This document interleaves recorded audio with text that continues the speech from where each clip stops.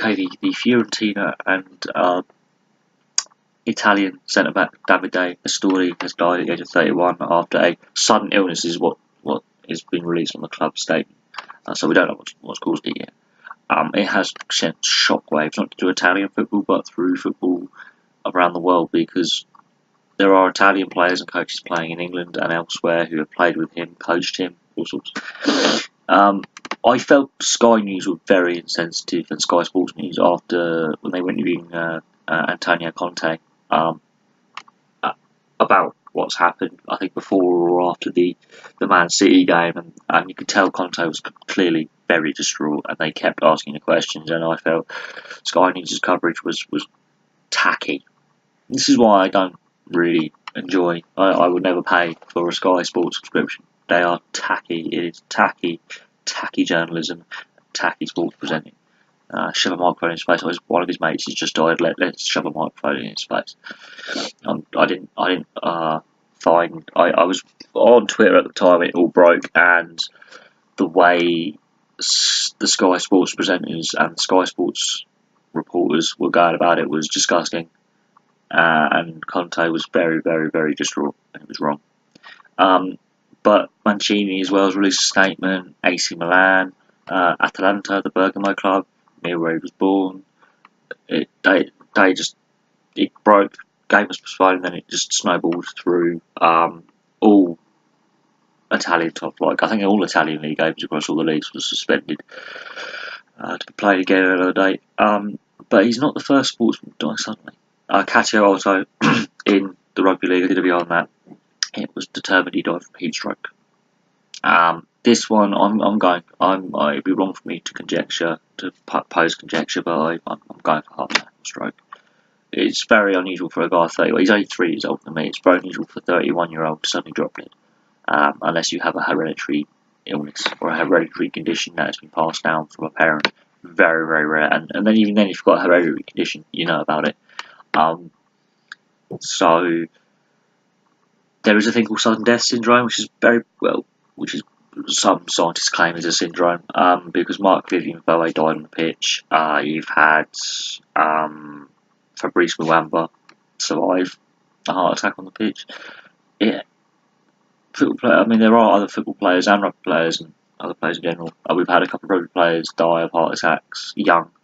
The concern is being raised now about screening. Now, this is how Manuel Almunia, when he was being transferred from Watford to Cagliari, because Cagliari are owned by another Italian family and Watford are owned by an Italian family, there was a thing between them. They'll go transfer Almunia over there.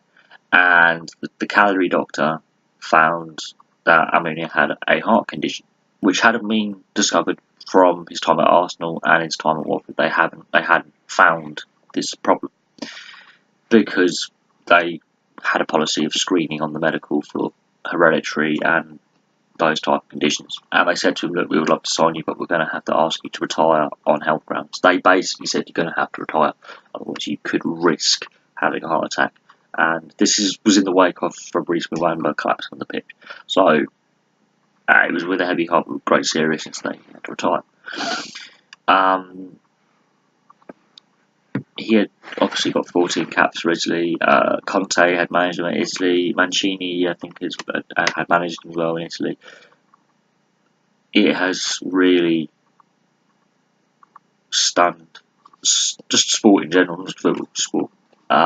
Second professional sportsman, and actually more than that, I think it's about 5 so far I can count this year, died suddenly due to natural causes, and one that has died in a training accident. And I've covered some of them on this channel, and it's very hard to cover something like this and do a video like this without, it's so hard to do this without, wishing to offend anyone.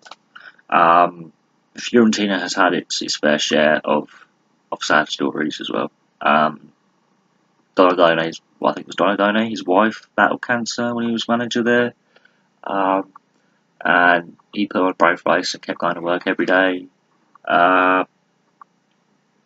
This is, I think, the last team Italian football needs right now. But I'm gonna basically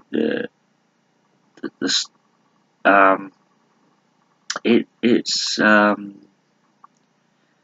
difficult because for the not a lot. It's been very difficult to get information out because what's been released has been very limited so far, and I would expect it to stay limited for another week or so because this is Italy and the Italian system is slow when it comes to legal stuff.